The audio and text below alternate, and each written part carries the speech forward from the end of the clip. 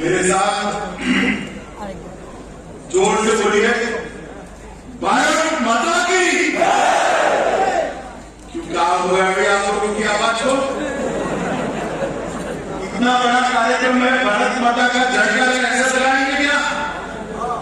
मेरे साथ दोनों हाथ उठाइए, अंत तक उठाइए हाथ, और 9 दिल्ली के अंदर शांति के संकल्प की मुट्ठी दीजिए और प्रचंड आवाज से बोलिए भारत माता की, भारत माता की, भारत माता की। मंच पर उपस्थित असम के लोकप्रिय मुख्यमंत्री जिनके नेतृत्व में असम के अंदर शांति और विकास के एक नए युग की शुरुआत की है, ऐसे श्रीमान सर्बानंद सोनोवाल जी आज के कार्यक्रम के उत्सव मूर्ति, जिन्होंने पूरे कार्यक्रम को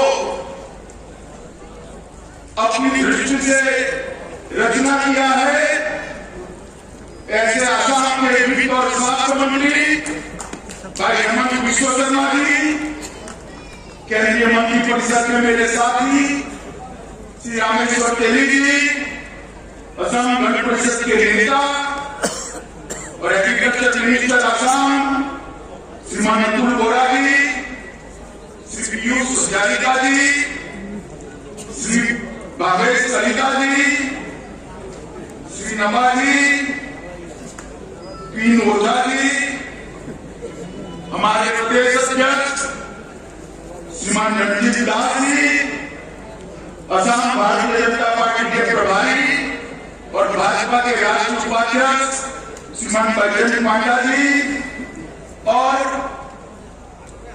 असम के चीफ सेक्रेटरी के नेतृत्व में बैठी हुई असम की पूरी प्रशासन टीम, और आज इस कार्यक्रम में इतनी विराट संख्या के अंदर आए हुए सभी भाइयों बहनों को मैं बार बार प्रणाम कर मेरी बात की शुरुआत की। मैं क्षमा चाहती हूं कि आपको थोड़ी राह देनी पड़ी। एक अन्य कार्यक्रम कश्मीर में प्रधानमंत्री जी सेहत कार्ड का वितरण कर रहे थे, उसके अंदर ऑनलाइन में जुड़ा था, इसलिए थोड़ी देर हो गई है, इसलिए आप सबसे मैं क्षमा कराई। मित्रों, आज असम के अंदर लगभग 4-4.5 साल से जो विकास की एक यात्रा मोदी जी के नेतृत्व में और यहां सर्बानंद और हेमंत बिश्व शर्मा की जोड़ी ने आगे चलाई है, इसका एक महत्वपूर्ण पड़ाव आज है। क्योंकि आज न केवल विकास पूरे असम को एक करने के लिए, पूरे असम की जनता को जोड़ने के लिए, असम को भारत के साथ जोड़ने के लिए और असम को विश्व के अंदर गुरु शंकर देव के संदेश को पहुंचाने के लिए एक बहुत बड़ा कार्यक्रम आज यहां होने का।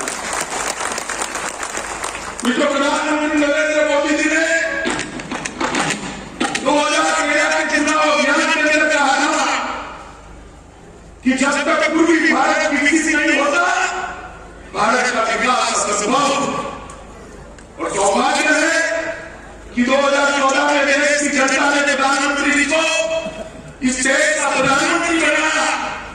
नरेंद्र मोदी जी को जो शब्द थे, मोदी जी ने उसको चरितार्थ किया है। आज पूरा पूर्वी भारत, नॉर्थ ईस्ट समेत, पूर्वोत्तर समेत देश के विकास का विरोध बना। जो पूर्वी भारत में, जो नॉर्थ ईस्ट से लेकर बंगाल, उड़ीसा, पटना तक कभी अलग अलग प्रकार के आंदोलन और हिंसा होती थी, अलग अलग लोग हाथ में हथियार लिए हुए दिखाई पड़ते थे। आज वो सारे मुख्य धारा प्रवाह के साथ जुड़े हुए दिखते हैं और सारे वो युवा जो कभी आंदोलन करते थे वो आसाम के विकास के साथ जुड़कर आसाम को देश का प्रतिनिधि बनाने के लिए दिन रात काम कर। मैं मानता हूं कि बहुत बड़ा परिवर्तन की शुरुआत नरेंद्र मोदी जी के नेतृत्व में हुई और भाई सर्बानंद सोनोवाल और हेमंत बिश्व शर्मा की जोड़ी ने इस शुरुआत को गति देने का काम किया है। मगर आज का कार्यक्रम एक अलग प्रकार का कार्यक्रम। मित्रों, ये भूमि महान परंपरा की भूमि है। यहाँ का संगीत, संस्कृति, साहित्य अनेक प्रकार से अपना वैशिष्ट रखता है। आसाम की संस्कृति सिर्फ आसाम की संस्कृति नहीं है, पूरे भारत की संस्कृति का गहना है। आसाम की संस्कृति पूरे भारत की संस्कृति का गहना है। और आसाम की भाषा, साहित्य, नाट्य रचनाएं, कविता, भक्ति संगीत और संस्कृति के आज पुरुष को है तो महापुरुष श्रीमंत शंकरदेव ने पूरा जीवन आसाम को भक्ति के मार्ग पर ले जाने के लिए बनाया। आसाम के साहित्य की रचना करकर आसाम के साहित्य और संगीत को एक नई ऊंचाई तक पहुंचाया। पूरे देश में इसको परिचय कराया और पूरे देश के अंदर आसाम के साहित्य और संस्कृति की स्वीकृति दिलाए। श्रीमंत शंकरदेव, महापुरुष माधवदेव, इन आसाम के अंदर एक प्रकार से आसाम की जनता को एक करने का काम किया है। और उन्होंने भी उसको कहा धन्य धन्य के काल, धन्य नाग बलुंगाल, धन्य धन्य भारत। इसका मतलब है मैं भाग्यशाली हूं कि मैं कली काल में पैदा होने के बावजूद भारत वर्ष में पैदा हुआ हूं, इसलिए और संदेश आसाम के महापुरुष शंकरदेव का संदेश, गुरु शंकरदेव का संदेश पूरे भारतवर्ष के अंदर फैला और भारतवर्ष के अंदर एक प्रकार के भक्ति आंदोलन की शुरुआत की। मित्रों, आज मुझे बहुत हर्ष बच्चों हुआ था जो शंकरदेव का जन्मस्थान है।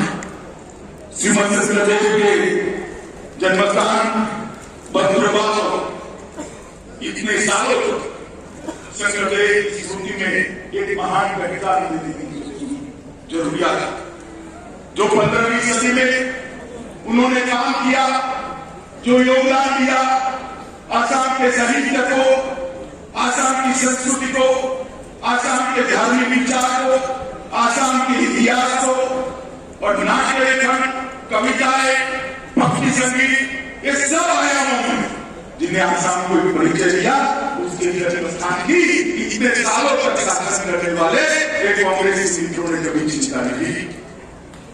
परंतु भारतीय जनता पार्टी हर राज्य के अंदर जो राज्य की पहचान है, संस्कृति है, भाषा है, कला है, इसको बल देने में मानती है।